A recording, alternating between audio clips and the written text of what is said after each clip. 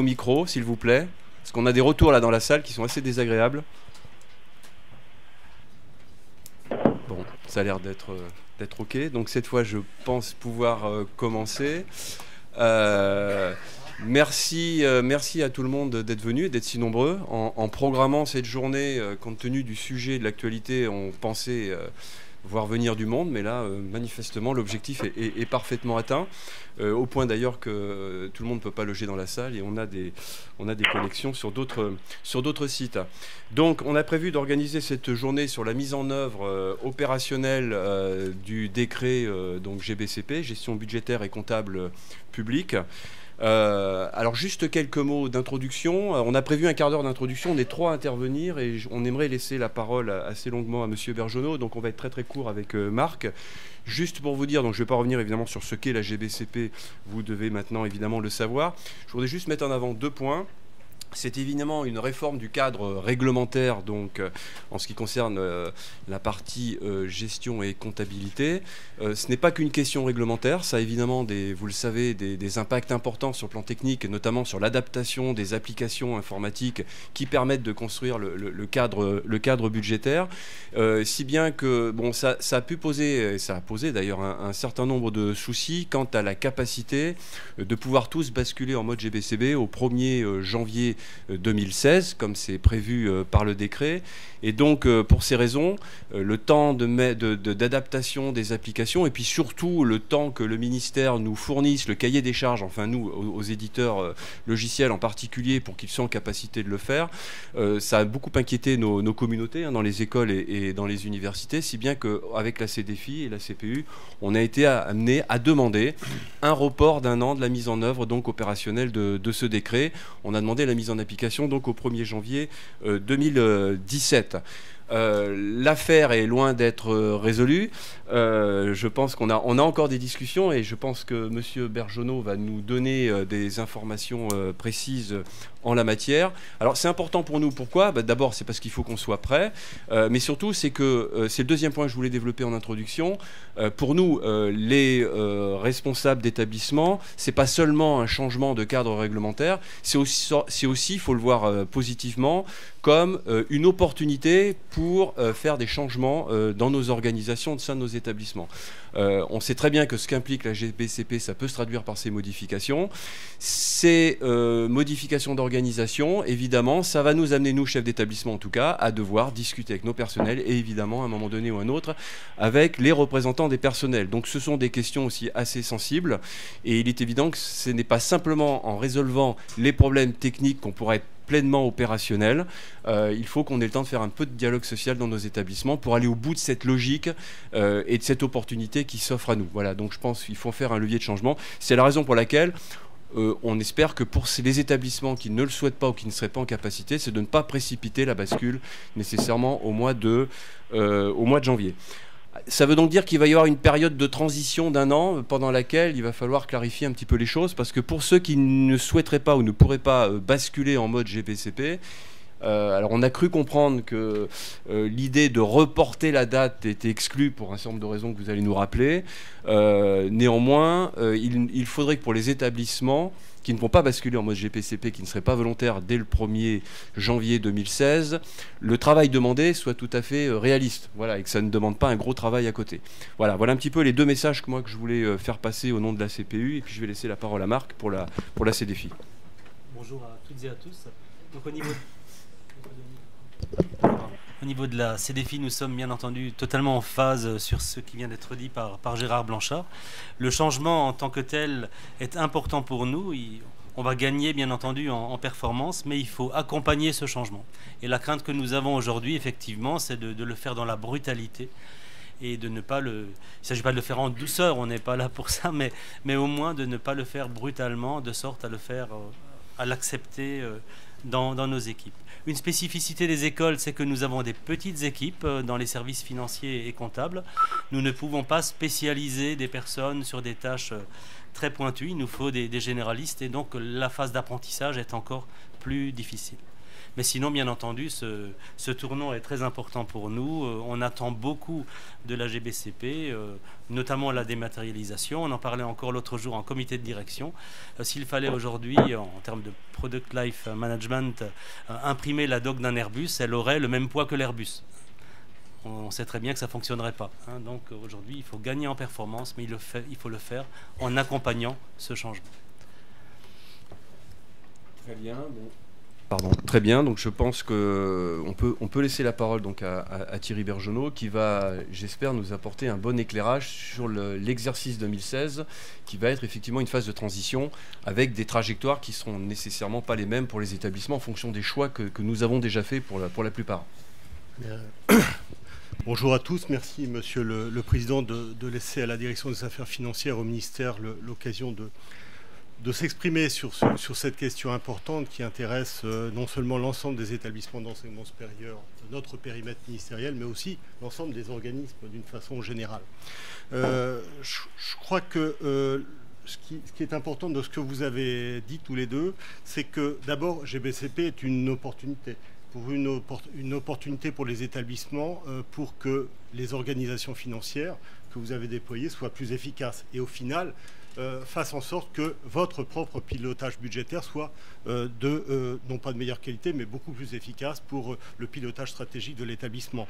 Est une opportunité pour repenser les processus financiers d'une façon générale à l'aune des nouvelles dispositions qui sont celles du GBCP.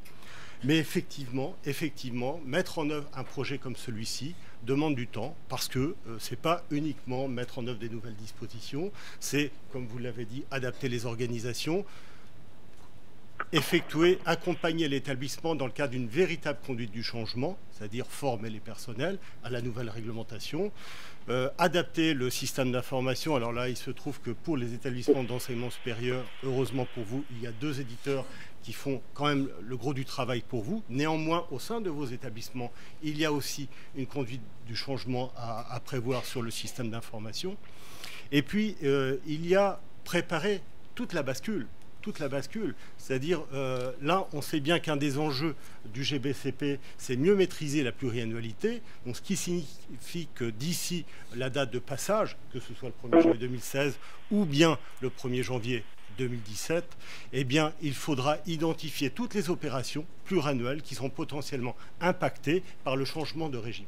Et ça, c'est vraiment un travail extrêmement important et vous aurez certainement l'occasion de revenir sur ces sujets-là cet après-midi.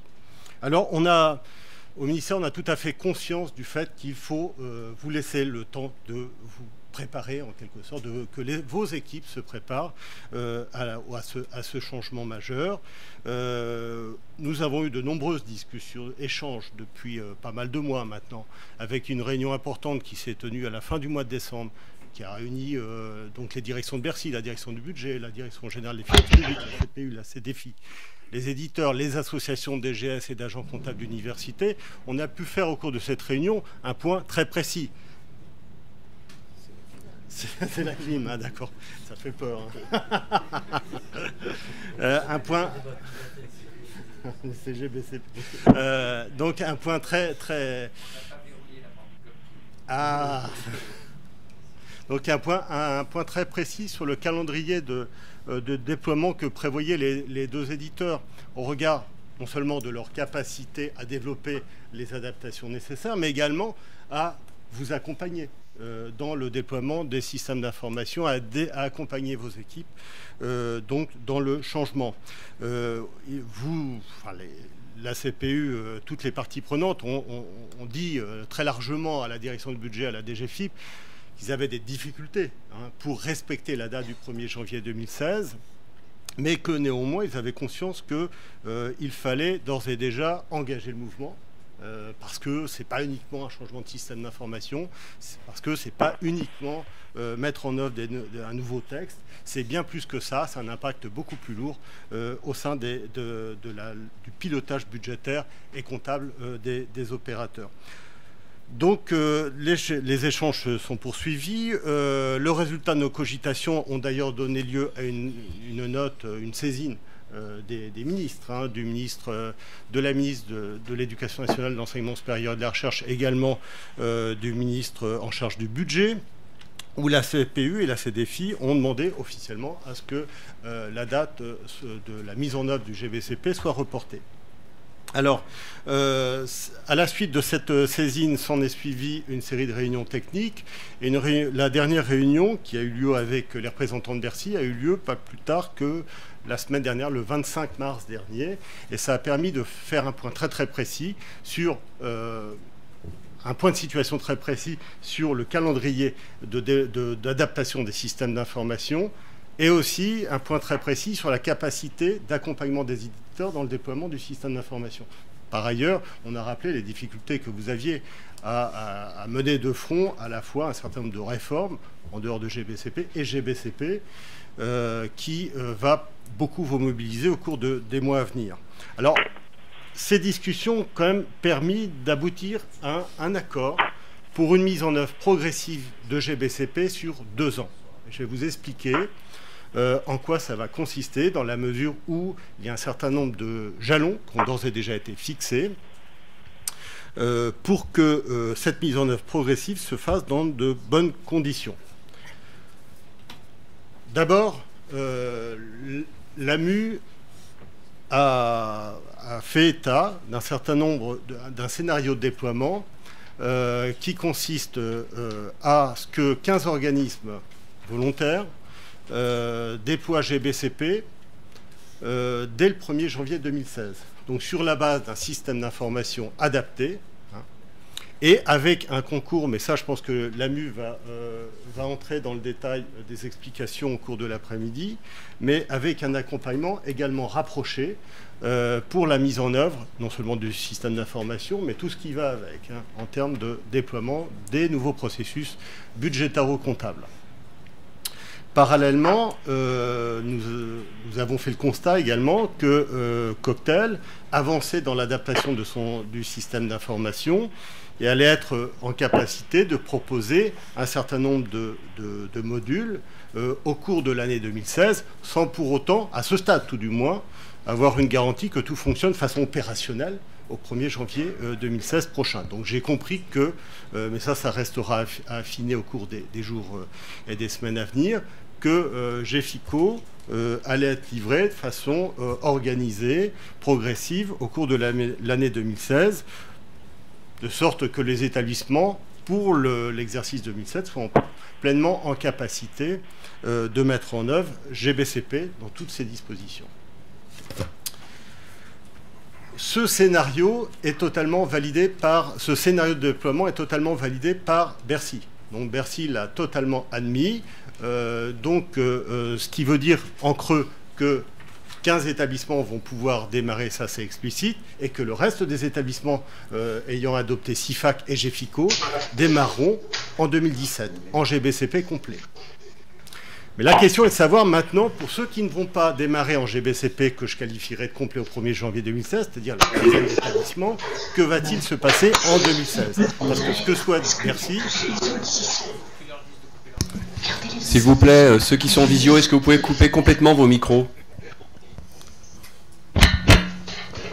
Ce que souhaite le ministère du Budget, que ce soit la direction du budget ou la direction générale des finances publiques, c'est que 2016 ne soit pas une année blanche en matière de mise en œuvre de la GBCP. En revanche, ils sont tout à fait conscients que pour 2016, il faut prévoir des adaptations en termes de mise en œuvre de la réglementation pour que vous puissiez en quelque sorte exécuter un budget avec le système d'information qui est actuellement déployé au sein de vos établissements, c'est-à-dire sans changement, sans changement, sans changement. Donc c'est ce que nous allons voir. Maintenant, qu'est-ce que ça signifie très concrètement? Donc pour les établissements qui ne vont pas disposer d'un système d'information conforme à la nouvelle réglementation, c'est-à-dire conforme à la nouvelle réglementation, ça veut dire une exécution budgétaire en AE, en autorisation d'engagement, en crédit de paiement, aussi avec des processus budgétaires qui sont conformes à la comptabilité budgétaire dite de caisse, en décaissement et en encaissement. Donc, ce que souhaite Bercy, je l'ai dit, c'est une entrée progressive dans les dispositions de GBCP. Concrètement, ça veut dire que le projet de budget 2016, on va vous demander de le voter conformément au cadre budgétaire GBCP. Et ça, vous le connaissez, certains d'entre vous déjà présentent des modèles de budget GBCP à leur conseil d'administration pour information. C'est ce que prévoyait la réglementation. Là, on va vous demander de faire voter un budget GBCP dans toutes ces dimensions. Alors attention, quand je dis un budget GBCP, ça veut dire que dans le budget GBCP, il y a un budget en droit constaté. Il demeure, vous le savez. Hein. Et il y a un budget en prévision d'encaissement et décaissement qui est retracé au travers d'un tableau qui s'appelle le tableau des autorisations budgétaires. Et ça, effectivement, on va vous demander de le compléter, de le construire en quelque sorte, et de le présenter au vote du conseil d'administration. Après, ça, le budget est voté. Une fois qu'il est voté, il faut l'exécuter. Il faut l'exécuter. Et là, l'exécution budgétaire, et c'est là que se situe la dérogation, c'est qu'on va vous autoriser l'an prochain à exécuter ce budget selon les processus budgétaires comptables actuels. Actuels, parce qu'on sait bien, on sait pertinemment qu'avec un système d'information non adapté, vous ne pouvez pas exécuter un budget GBCP. Vous ne pouvez pas. Donc, vous allez pouvoir exécuter ce budget selon les processus que vous connaissez, qui sont actuellement mis en œuvre dans votre établissement. Simplement, ce que souhaite Bercy, c'est que cette exécution budgétaire soit retraduite en exécution au travers de restitutions adaptées pour cela, en exécution dite de caisse, c'est-à-dire en exécution en encaissement et décaissement. C'est-à-dire que les recettes et les dépenses que vous allez exécuter normalement en droit constaté, il faudra ex post, pas en temps réel, mais ex post, par des restitutions que l'on sera amené à développer avec les éditeurs dans les prochains jours, les prochaines semaines, et que vous serez amené à utiliser après au cours de la gestion 2016, eh bien, vous, en quelque sorte, vous reconstituerez une exécution budgétaire en restitution, en encaissement et en décaissement, pour suivre l'exécution de votre budget GBCP. Ça vous permettra de rapprocher, selon un rythme qui reste à définir, vos prévisions et vos réalisations sur les 3 enveloppes. Parce que ce qui compte, c'est l'exécution, alors bien sûr par origine de recettes, s'agissant des recettes, et pour les dépenses, sur les 3 enveloppes limitatives que vous connaissez. Voilà. Ça, c'est ce qui est souhaité. C'est en ce sens que nous parlons de mise en œuvre progressive de la GBCP pour les établissements qui ne basculeraient pas en GBCP au 1er janvier 2017. Voilà ce qui est demandé. Vous voyez, c'est une exécution budgétaire en droit constaté, il n'y a pas de sujet là-dessus, mais des restitutions qui permettent, ne serait-ce que pour renseigner le conseil d'administration, ce que donne l'exécution du budget GBCP, mais de façon, non pas en temps réel, mais ex post. Voilà. Donc nous avons prévu un certain nombre d'ateliers avec l'ensemble des parties prenantes à ces questions pour réfléchir à 2 choses. D'une part, aux restitutions, vraiment aller jusqu'au bout de l'idée pour que vous puissiez disposer des restitutions qui feront intervenir le moins possible vos services financiers sur cette question-là. C'est l'objectif. C'est-à-dire qu'on trouve les données dans le système d'information qui permettront de restituer une information et qui permettront de produire le reporting qu'attend la direction du budget sur cette question-là.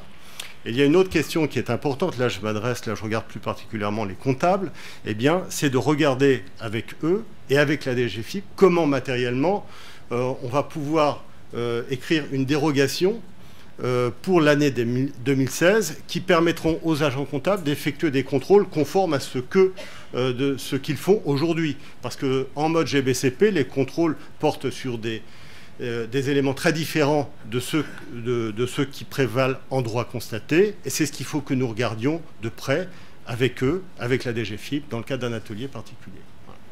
Voilà.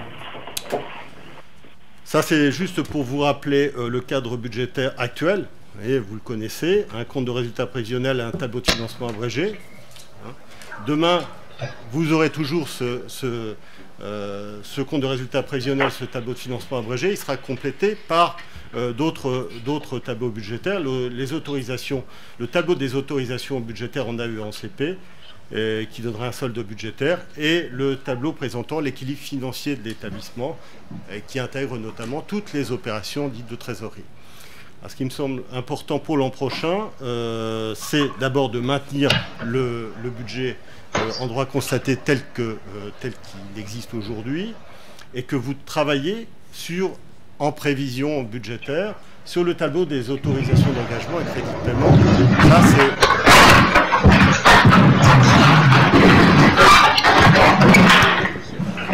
s'il vous plaît, il y a encore un micro d'ouvert. Vous pouvez l'éteindre, s'il vous plaît?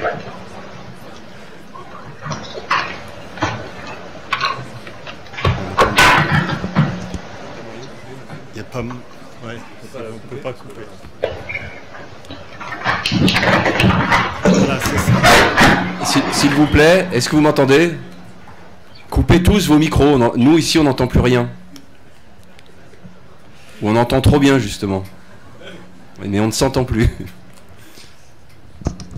Je vous en prie. Les autres adaptations. Alors, il y a une adaptation qui a été évoquée lors de cette réunion du 25 mars et qui tient à cœur aux agents comptables.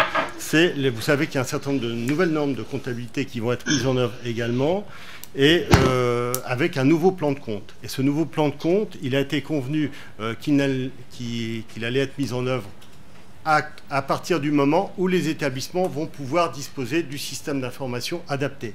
Ce qui signifie deux choses. D'une part, pour les établissements qui basculeront en 2016, ils basculeront dans le nouveau plan de compte, tel que l'a arrêté la DGFiP. Pour les autres établissements, le plan de compte actuel sera maintenu jusqu'à la bascule complète en GBCP au 1er janvier 2017. Voilà.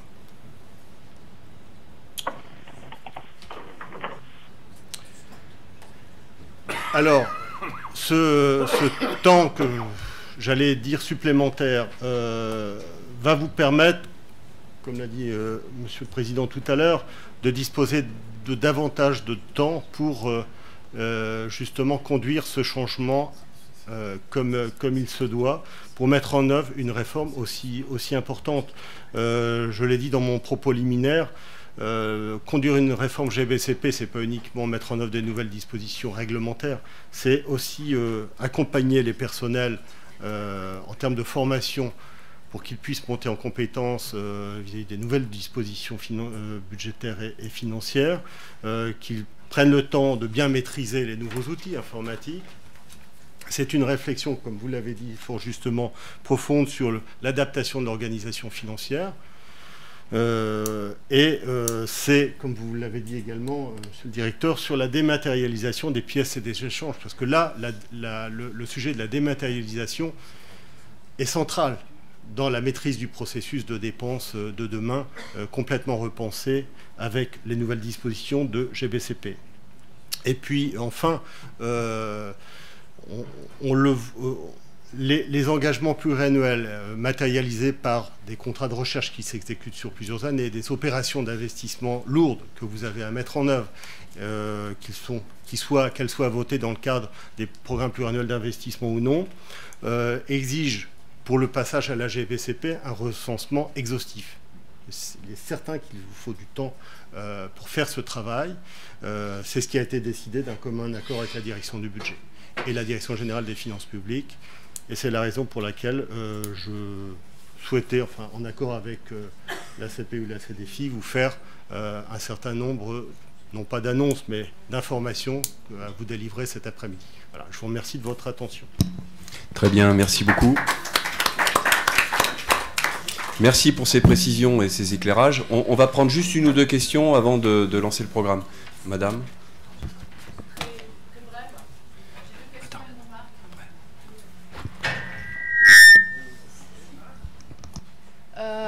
Les questions, déjà, est-ce que la dérogation, le déploiement progressif qui est autorisé par Bercy est valable pour les établissements qui relèvent du titre 3 mais ne sont pas sous tutelle du ministère de l'Enseignement supérieur et de la Recherche? Est-ce que vous avez cette information? Vous parlez de École polytechnique.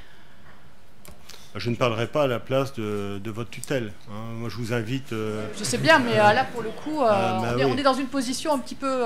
je vous invite à vous rapprocher de votre ministère de tutelle. D'accord. Et voilà. Okay. Je ne peux pas parler à sa place. Je comprends bien, c'est juste une tentative désespérée. Deuxième question. Si je comprends bien, en fait, dès qu'il y a un dialogue avec la tutelle, on discute en mode GBCP, c'est-à-dire le budget et les arrêtés de compte. Et quand on est dans l'exécution et qu'on est, on va dire, centré sur l'établissement, on continue en droit constaté. C'est l'idée. Les arrêtés de compte, j'ai dit que la nomenclature n'est pas modifiée jusqu'au passage au nouveau système d'information adapté. Hein. Pour autant... Donc le compte financier, que ce soit en GBCP ou évolue peu. D'accord. Et j'ai une remarque. La dérogation qui est accordée aux éditeurs fait que nous allons construire le budget en format GBCP sans module budgétaire. Oui. Ouais. À la main, c'est-à-dire le déploiement des opérations pluriannuelles. J'ai bien conscience de la difficulté. Hein. J'ai bien conscience de la difficulté. D'où, parce que là, module, de toute façon, module budgétaire ou pas module budgétaire, il n'empêche que vous devez commencer à réfléchir à la construction du budget GBCP en ayant en tête les nouvelles dispositions. C'est-à-dire qu'il faut que vous construisiez un budget en autorisation d'engagement, même si vous ne l'exécutez pas en autorisation d'engagement. Mais il faut y réfléchir parce qu'il est bon après de voir, de rapprocher, même dans la période intermédiaire, ce que donne la construction du budget en AE avec une exécution budgétaire en engagement au sens où on le connaît aujourd'hui et d'analyser les écarts. C'est-à-dire qu'un marché qu'aujourd'hui j'engage à la hauteur des crédits qui sont disponibles, demain en AE, qu'est-ce que ça donne? À quel niveau est-ce que je dois l'engager? Est-ce que je dois l'engager au niveau d'une tranche ferme? Ou est-ce que... Voilà, c'est toute cette question-là qu'il faut que les budgétaires des établissements se posent pour pouvoir être en capacité demain de construire un budget en AE et en CP. Cette réflexion, elle est menée et c'est bien. Bien avancée. Le seul problème, c'est que quand nous aurons des annexes budgétaires à fournir à notre tutelle, si on veut vraiment pouvoir déployer, parce que c'est vrai que c'est une opportunité de GBCP, déployer une visibilité pluriannuelle, on va les construire à la main. Autant dire qu'on va restreindre énormément le périmètre d'application du GBCP à un minimum avec le principe, par exemple, du contrat européen. Oui, enfin, bon, on ne parle que de la période transitoire. Hein. L'outil, s'agissant de CIFAC et de GEFICO, les outils seront déployés en 2017. Là, on a un engagement de la part des deux éditeurs. On ne parle que de la période transitoire. Bon, vous ferez ce que vous pourrez en termes de construction budgétaire, mais c'est quand même l'occasion pour essayer de penser dès à présent en AE et en CP, même si vous n'exécutez pas en AE et en CP. Bon, très rapidement, je prends les deux questions qui ont été demandées. D'abord Jean-Loup et puis Madame. Oui, d'abord je voulais remercier Thierry pour son exposé qui nous remet un petit peu les choses en place. Moi, je voudrais faire un certain nombre de remarques qui rejoignent tout à fait ce qu'a dit la collègue de Polytechnique. C'est qu'il y a plusieurs choses. Il y a d'abord nos conseils d'administration. Nos conseils d'administration sont des conseils politiques pour lesquels il faut faire des choses compréhensibles et pour lesquels il faut être didactique. Et pour ça, si on n'a pas l'outil informatique nécessaire, il faudra limiter les informations GBCP à quelque chose qui puisse tenir sur une page 21-29-7 point et être capable de leur expliquer la transition de l'un à l'autre dans des termes didactiques qui ne sont pas forcément et qu'on aura fait à la main parce qu'on n'aura pas les outils. Il y a une deuxième chose qui est le dialogue entre l'établissement et la tutelle, qui est le fait non pas du conseil d'administration, mais qui est le fait de l'agence comptable ou des services financiers, qui, eux, doivent pouvoir disposer d'éléments informatiques de dialogue avec la tutelle, mais qui ne sont pas obligatoirement à diffuser et à être analysés par nos administrateurs. Et enfin, il y a toute l'organisation du travail de l'ensemble de l'université qui, elle, va demander du temps de déploiement et qui ne nécessite pas forcément des passages GBCP, mais de la formation, de la réorganisation du travail, etc. Donc, vraiment, j'insiste auprès, évidemment, de la DAF, mais surtout de la direction du budget pour lequel vous allez pouvoir transmettre nos informations, de limiter au maximum les documents formels que nous devons faire passer en conseil d'administration en mode GBCP, parce que sinon nous allons, je parle pour ceux qui sont dans la période de transition, bien entendu, nous allons avoir des problèmes d'abord matériels pour réaliser ces documents, et ensuite des problèmes politiques pour pouvoir expliciter le passage de l'un à l'autre en conseil d'administration. Merci Jean-Loup. Dernière question et ensuite on passe aux exposés. Oui, bonjour. Donc, Corinne Brancaleoni, agent comptable à Paris Descartes. Juste une petite précision concernant les restitutions les restitutions pour les sites qui ne seront pas pilotes. Vous nous avez dit que le compte financier, ça ne change pas beaucoup, mais on est bien clair que ça sera sous l'ancienne nomenclature. Oui, tout à fait. Oui. Je vous le confirme. Donc, ce que je voulais savoir au nom de l'association des agents comptables, c'est quels ont été les contacts pris avec la Cour des comptes sur 2 sujets. La non-application du plan de compte que nous sommes censés appliquer, première question. Deuxième question, le contrôle de la disponibilité des crédits, pour lequel, a priori, avant chaque validation de dépenses, le comptable doit vérifier que les crédits budgétaires sont disponibles. Parce que si j'ai bien compris votre intervention, le budget va quand même être voté en mode GBCP, c'est-à-dire qu'on va voter des crédits de paiement. Oui, vous faites une lecture tout à fait juste des adaptations qui sont proposées. Alors, nous avons posé ces questions à la DGFiP pas plus tard que la semaine dernière, lorsqu'ils ont participé à cet atelier de travail à l'AMU. Nous avons prévu, en accord avec la DGFiP, et je crois que l'association va participer à l'atelier, un atelier de travail complètement dédié à cette question. C'est-à-dire que oui, il y a une difficulté à régler. D'une part, effectivement, informer la Cour des comptes sur l'adaptation 2016 et les conséquences en matière de responsabilité de l'agent comptable. Et d'autre part, que les règles de contrôle transitoires pour l'année 2016 soient parfaitement explicites. La DGFiP est tout à fait d'accord pour participer à cet atelier qui aura lieu le 10 avril au matin.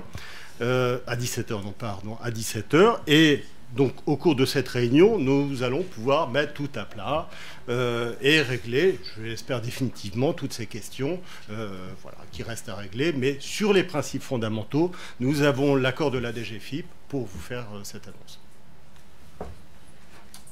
Parfait, merci. Merci. Juste, oui. J'ai oublié, j'avais noté. Et concernant les restitutions, quand vous parlez des restitutions, vous ne parlez pas de Infocentre ou Cofisup. Il ne faudra pas qu'on fasse chaque mois l'exercice manuel. Alors là aussi, concernant les restitutions, 2 ateliers ont été organisés dans la quinzaine de jours qui vient. L'une avec Cocktail, l'autre avec l'AMU, pour justement régler toutes ces questions, savoir comment on va pouvoir automatiser la restitution de l'exécution traduite en mode GBCP, c'est-à-dire en encaissement et en décaissement. On va voir très concrètement comment, à partir des données existantes qui sont dans le système d'information, comment on peut retraduire cette exécution budgétaire en mode GBCP, parce qu'il s'agit simplement de faire un état des paiements et un état des encaissements selon une grille d'analyse qui n'est pas celle que nous avons aujourd'hui.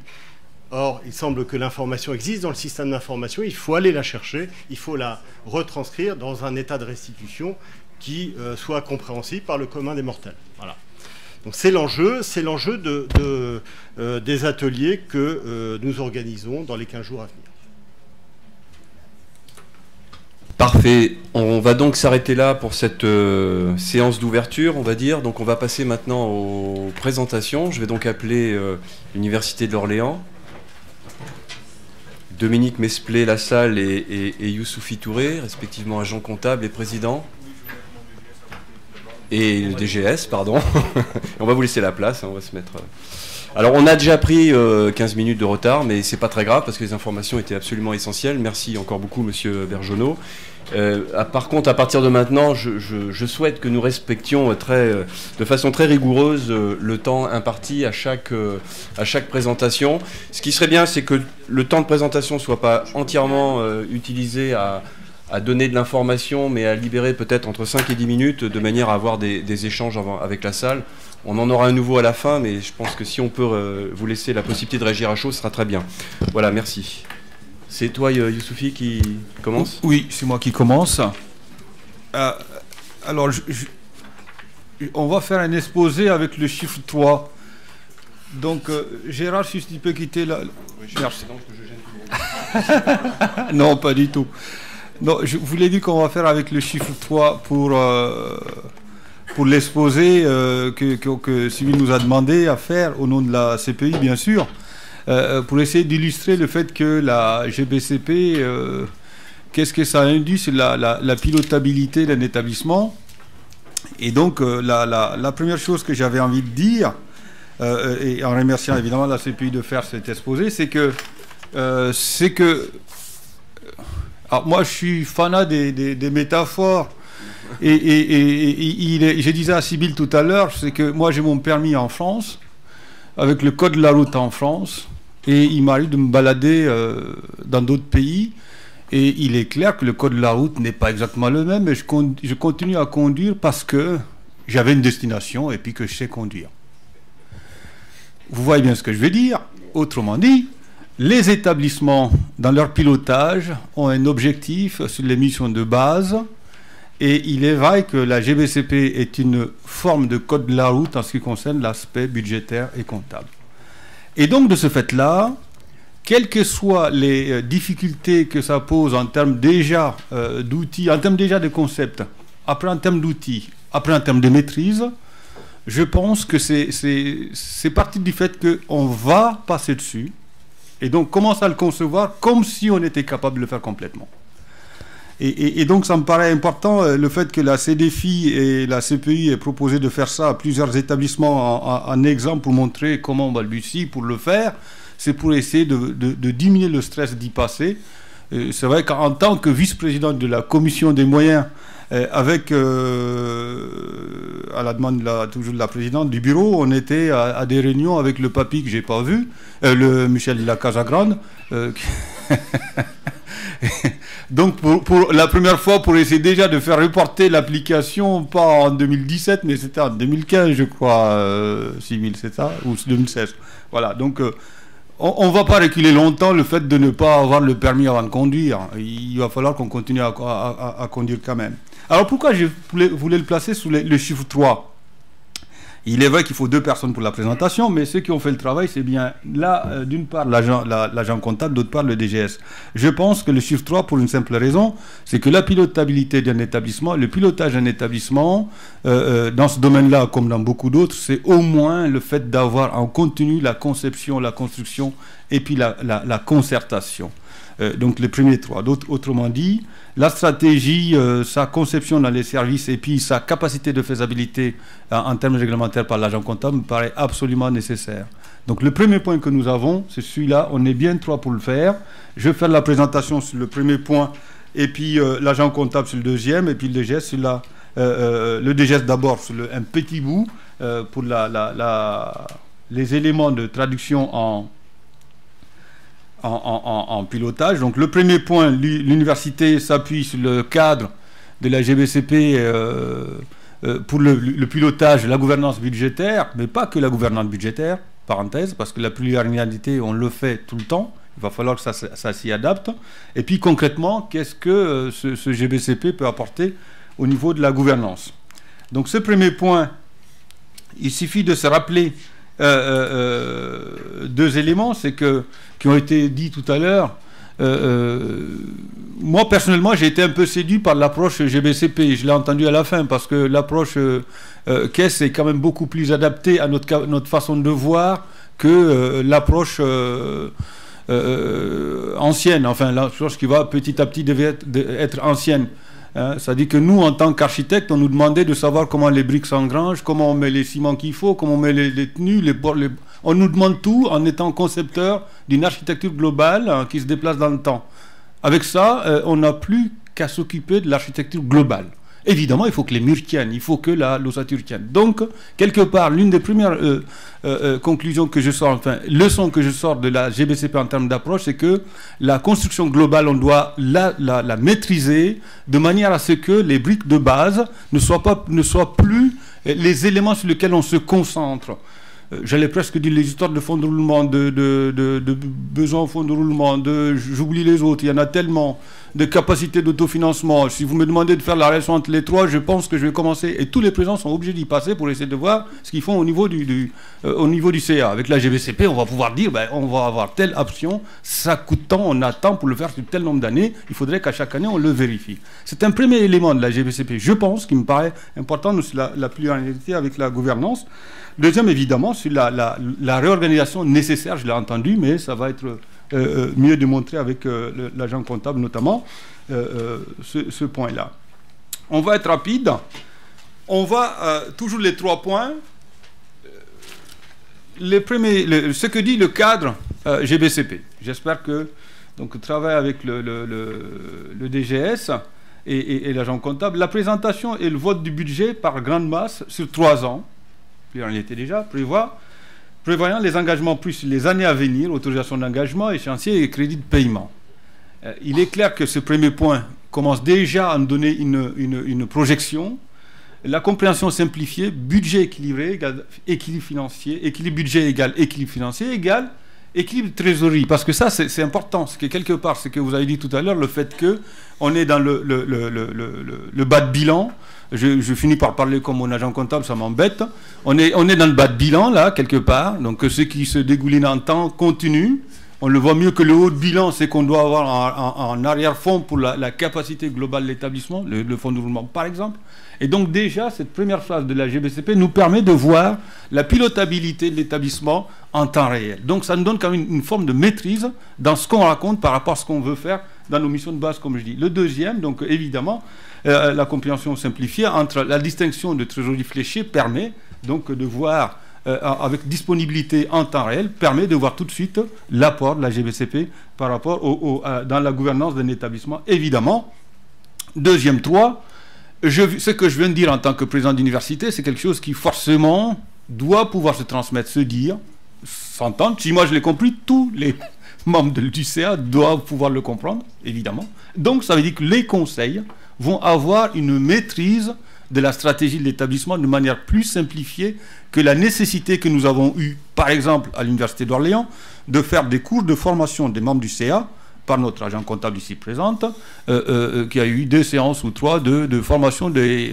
ben oui, parce qu'il faut quand même qu'au moins ils parlent dans les jargons de ce qu'on leur explique dans la stratégie qu'eux développent, pour pas que ça leur échappe.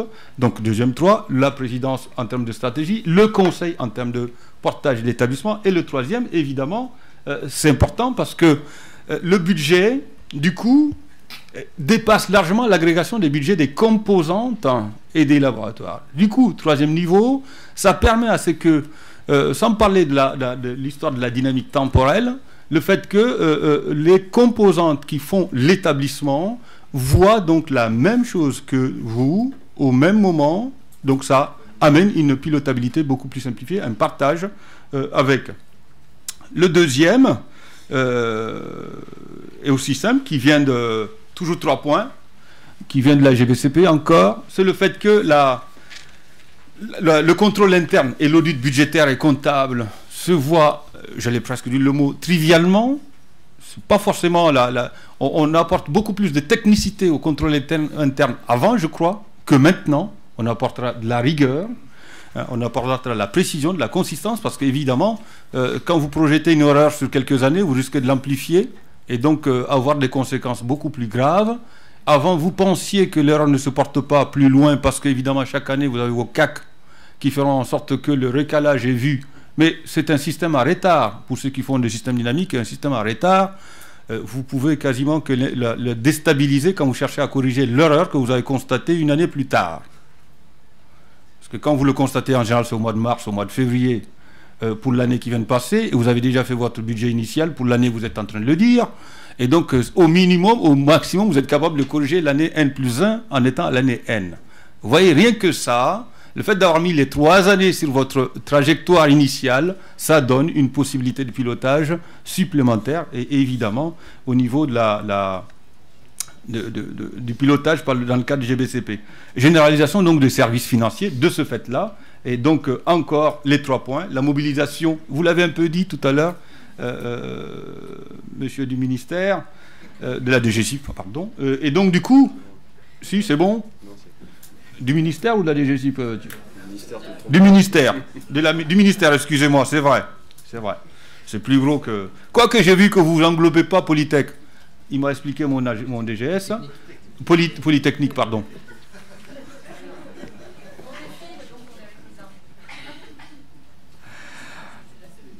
In English, this is the same. I'm sorry. Et donc, du coup, mobilisation, premier point, préparation de la mise en place de services facturiers pour l'ensemble des services. Et puis, dernier point, évidemment, puisque vous êtes en bas de bilan, il est clair que si vous ne faites pas une connexion permanente entre les services facturiers et les services encaissement et recettes, vous êtes en déficit de convergence, forcément.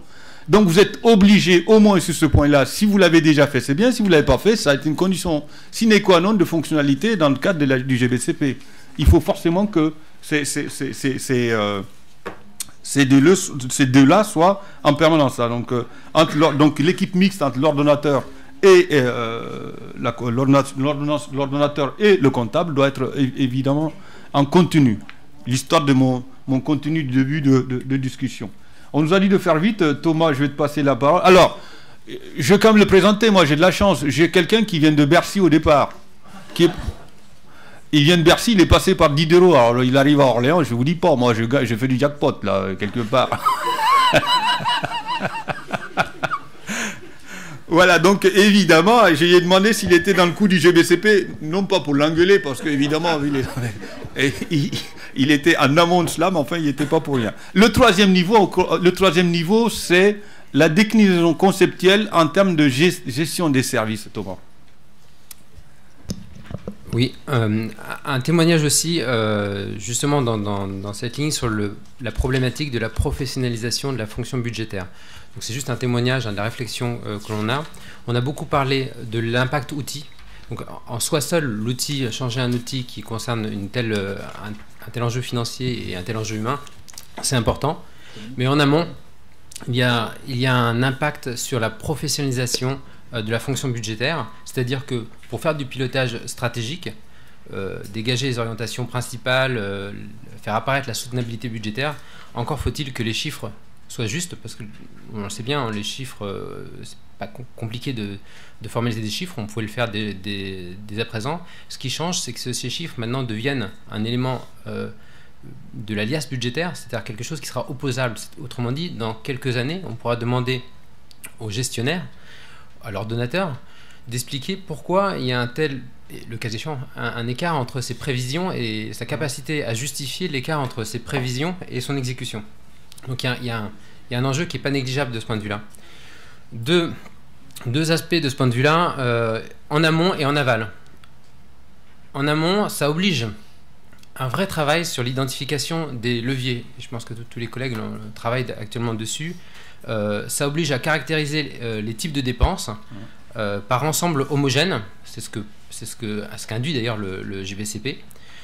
On a commencé à le formaliser tous sur le GVT par exemple, sur certains éléments de dépenses, sur les coûts de maintenance. La conséquence quand même de cette formalisation, de cette capacité à formalisation, à le formaliser, à l'expliciter, c'est qu'on va construire un budget et qu'on va devoir justifier, avoir en tête qu'on devra justifier pourquoi il y a un écart entre ce qu'on avait prévu et ce qui s'est réalisé.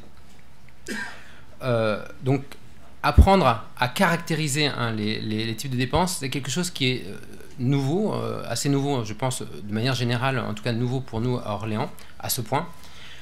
Aussi raisonner plus sur une identification des marges réelles, typiquement les marges réelles sur recettes. Je prends par exemple en matière de formation continue, tout le volet de formation lié à l'insertion professionnelle ne suscite pas forcément des marges disponibles. C'est-à-dire qu'on peut prendre en charge cette activité. On le savait pour la recherche, qui a ce sujet, avec le niveau très bas des frais de gestion, enfin, des ressources libres d'emploi finalement. Et on peut s'apercevoir que c'est vrai pour un certain nombre de recettes, et que l'identification, la caractérisation des recettes est compliquée. De savoir exactement le cycle de la recette, de le prévoir, de savoir, non, bien sûr, l'échéancier d'encaissement, mais aussi la marge réelle dont on pourra disposer. C'est quelque chose qui demande souvent un travail supplémentaire parce que ça dépasse le simple cadre d'une direction des affaires financières. Ça oblige à avoir un dialogue avec les acteurs qui sont parfois très déconcentrés. Toujours en amont, un aspect métier, c'est une certaine rigueur qui est connue dans le domaine budgétaire, mais qui n'est pas toujours déployée de manière, qui est déployée de manière inégale dans l'université. Le fait de travailler sur 5 exercices, ça c'est nouveau. C'est-à-dire que non seulement on aura l'exercice, si par exemple on se situe cette année, on aura non seulement l'analyse du compte financier de l'exécution passée, l'impact immédiat qu'on doit absolument prendre en compte puisque ça sera retracé, l'impact sur l'exercice en cours et puis sur les 3 années à venir. Si on ne le fait pas, on devra justifier de pourquoi on a, alors qu'on a identifié ou pourquoi on n'a pas identifié une mesure qui s'est réalisée et qui transforme l'équilibre budgétaire à venir. Donc travailler sur 5 exercices, ça demande une certaine habitude finalement. Travailler aussi avec des aspects nouveaux, assez nouveaux, systématiquement, avoir le réflexe de travailler en budget constant et en budget courant par exemple, c'est-à-dire de distinguer les mesures qui sont liées à la vie de l'établissement et à la vie de ce qui existe et les mesures qui sont liées à des facteurs nouveaux. Distinguer évidemment ce qui est du structurel et ce qui est conjoncturel, les impacts conjoncturels. Et puis, on l'a évoqué tout à l'heure, apprendre, lorsqu'on travaille notamment sur tout ce qui est conventionnel, à apprendre à gérer les encaissements et avoir une prévision fine des encaissements, donc qui sera de plus en plus fine, puisqu'au départ, on aura sans doute un facteur d'erreur qui devra forcément se résoudre.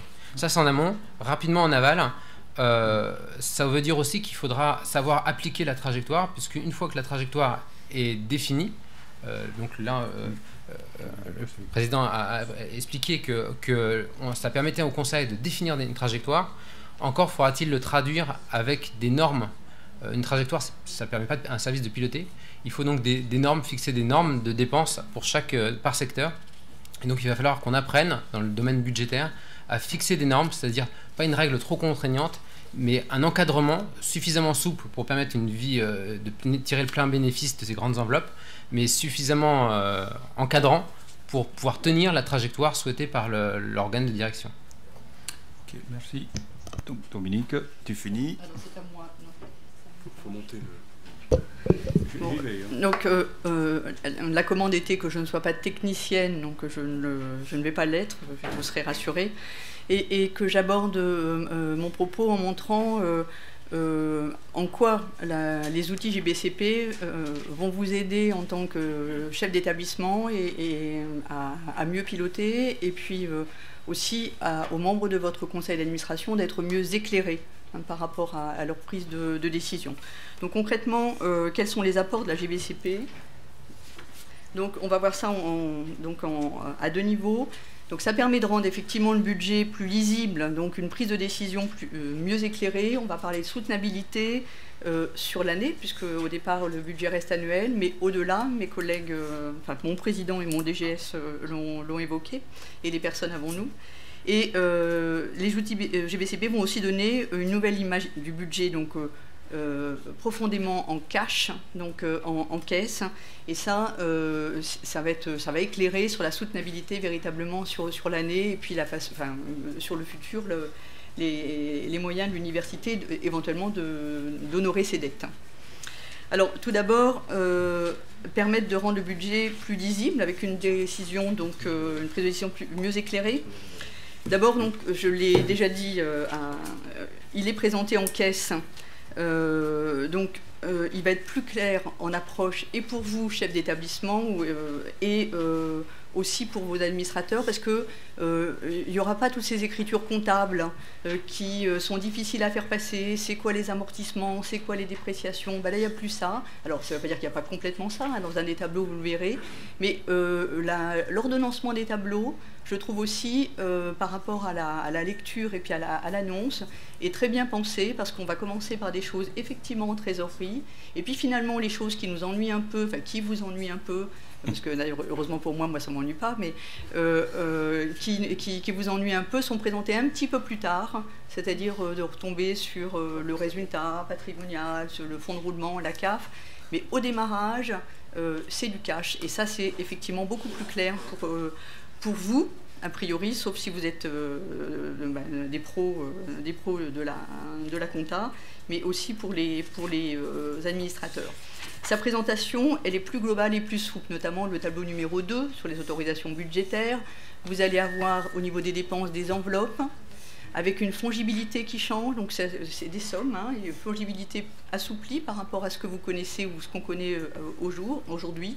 Et puis au niveau donc, des recettes, fléchées, pas fléchées, ça va nous donner une information aussi complètement différente. Ça vous intéresse, vous, en tant que pilote, et ça intéresse aussi les administrateurs de savoir sur ces recettes lesquelles sont finalement disponibles pour mener à bien les actions ou le projet d'établissement et lesquelles sont finalement fléchées et je n'ai pas le droit d'y toucher, elles sont sanctuarisées. Il met plus aussi l'accent, et c'est dans le déroulé des tableaux qui vont être soumis soit au vote, soit pour information. Il met plus l'accent sur la destination des dépenses que sur la nature. Fini le compte de résultat avec les petits achats, les services extérieurs, etc. Non, on ne va pas avoir ça. Par contre, en tableau numéro 3, donc assez vite en fait, dans le déroulé de l'information à vous-même et puis au conseil d'administration, les dépenses que j'engage pour l'année, c'est sur quelle action LOLF, sur quelle destination. Et ça, on voit bien tout l'enjeu pour un politique ou pour les politiques que vous êtes. Et puis, donc c'est moins comptable et plus politique.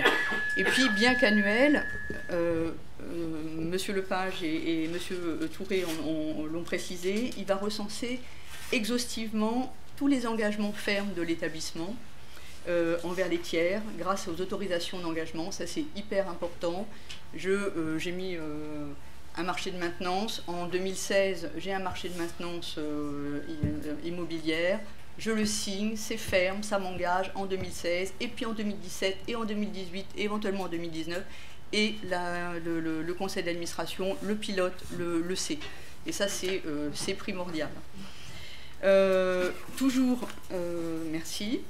Les outils GBCP ou les tableaux enrichissent la notion d'équilibre financier. Donc, c'est-à-dire qu'en fait, vous allez avoir non seulement les autorisations budgétaires, vous allez boucler avec la trésorerie, les recettes sont en crédit de paiement, les dépenses sont en crédit de paiement aussi.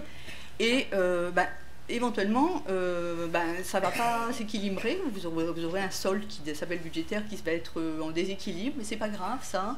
On va regarder comment on s'équilibre. On retombera sur nos pieds finalement en puisant sur la trésorerie de l'établissement ou au contraire en abondant la trésorerie de l'établissement. On n'oublie pas néanmoins toujours la notion de fonds de roulement, capacité qui viendront plus tard, mais avec le résultat patrimonial, mais c'est vraiment enrichi de comment je vais faire pour finalement payer mes fournisseurs ou régler mes dettes.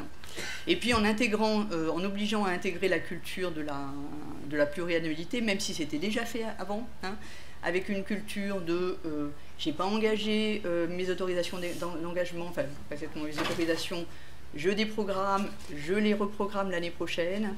Ça va nous permettre finalement de sécuriser la gouvernance, donc vous sécuriser sur la soutenabilité budgétaire de votre établissement.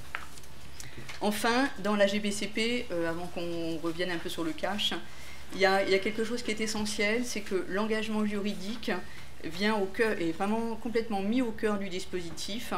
C'est-à-dire qu'on oublie un peu la notion de bon de commande comptable. Donc vous avez votre ordonnateur secondaire qui signe, votre ordonnateur délégué qui signe, puis quoi, il signe quoi? Un bon de commande. Bon, point. Et bien non, là, c'est beaucoup plus fort, il s'engage juridiquement. Et la prise de conscience que les uns et les autres vont avoir, parce qu'on va faire passer le message, hein, que quand ils signent, c'est pas n'importe quoi, ils engagent l'établissement pour l'année, mais aussi éventuellement pour les années suivantes. Ça va vous sécuriser en tant que responsable d'établissement, en tant que DGS aussi naturellement, une vraie sécurité, cet engagement juridique pour la gouvernance. Enfin, je reviens parce que c'est vraiment essentiel sur la présentation GBCP. Donc, ça donne une image du budget en cash. Donc, des recettes et des dépenses, ça c'est le tableau. Donc, alors numéro 4, j'ai oublié de changer. Donc, enfin, si, le numéro 2 aussi. Hein, en cash, recettes et dépenses, puisque c'est crédit de paiement. Ça va, dans son tableau numéro 4, qui s'appelle le tableau financier, informer vous-même et puis les administrateurs sur le volume de trésorerie qui va permettre donc d'apurer les dettes de l'établissement. Ça va toujours informer au travers du tableau numéro 4 sur l'ensemble des flux de trésorerie, qu'ils soient budgétaires ou pas, parce que jusqu'à présent on n'avait pas cette information-là. Or en fait, dans un exercice, il y a un certain nombre de millions qui peuvent transiter par les comptes sans que vous le voyiez, vous, en tant que chef d'établissement, ou bien donc, que les administrateurs ne voient pas. Donc quand il faut reverser 2 millions à la sécurité sociale parce qu'on les a empochés, ça a quand même un impact sur la trésorerie. Donc ça, l'administrateur, vous en tant que gouvernant, et l'administrateur le verra. Et puis, on fait déjà un plan de trésorerie mensuel. Ça, c'est vrai, là, il est rendu obligatoire. Et ça va nous permettre de mieux maîtriser notre gestion de trésorerie, de mettre en avant les points de tension possibles, parce que même si la plupart d'entre les établissements qui sont représentés ici, vraisemblablement, n'ont pas de problème de trésorerie, il y en a qui en ont. Donc mettre en évidence les points de tension, et puis permettre peut-être aussi d'optimiser, s'il y a des points de tension, d'optimiser la gestion de trésorerie, peut-être payer à échéance, vous savez qu'on a 30 jours à compter de la réception, bah peut-être que je vais maintenant payer à 30 jours parce que je suis un petit peu tendu tel mois sur la trésorerie. Donc ça va permettre d'aider à ce niveau-là. Monsieur le Président, alors j'ai refait 2 fois la même chose, donc je vais aller pas. Et je termine, d'accord. Bon. On a toujours l'unicité de caisse, là ça ne change pas, vous le savez, mais je reviens sur une information essentielle et pour vous et pour les administrateurs de cette trésorerie à l'intérieur de ce gros volume, là, la trésorerie que vous pouvez mobiliser pour mener vos actions et de celle qui ne l'est pas, qui est sanctuarisée. Donc c'est donc un vrai challenge, mais passionnant. Merci. Merci bien. Avant de passer je vous demande peut-être de rester une seconde s'il y a une ou deux questions ou un commentaire par rapport à ce qui vient de vous être présenté. On est vraiment dans le cœur du sujet. Donc non. Oui, Marc. Un micro, s'il vous plaît. Merci. Moi j'en aurais une, vous avez cité l'engagement juridique. Oui. Mais en fait l'engagement juridique reste celui de l'ordinateur principal en fait. Oui. Vas-y. Oui. Malgré tout, et Monsieur Lepage l'a précisé, donc avec la GBCP, la responsabilité de tous va être un peu plus mise en avant. C'est-à-dire qu'en fait, effectivement, il y aura toujours la responsabilité de l'ordonnateur principal, d'accord, mais l'ordonnateur secondaire va être mis beaucoup plus que maintenant devant le fait accompli. Il va prendre ses responsabilités, voilà, c'est ça. Donc c'est beaucoup plus que quand il signe à nouveau un bon de commande, j'achète du matériel informatique ou j'achète une grosse machine. Pour lui, ça reste qu'un acte, qu'un acte comptable. Alors que déjà, aujourd'hui, ce n'est pas le cas. Hein. Quand on signe, on s'engage. Mais là, on oublie cet acte comptable, on va vraiment mettre en avant l'acte juridique. Et éventuellement, le président pourrait retirer une signature. Hein. C'est pas s'il a quelqu'un qui signe n'importe comment. Donc, Très bien. Eh bien, écoutez, merci beaucoup pour vos présentations. Je demande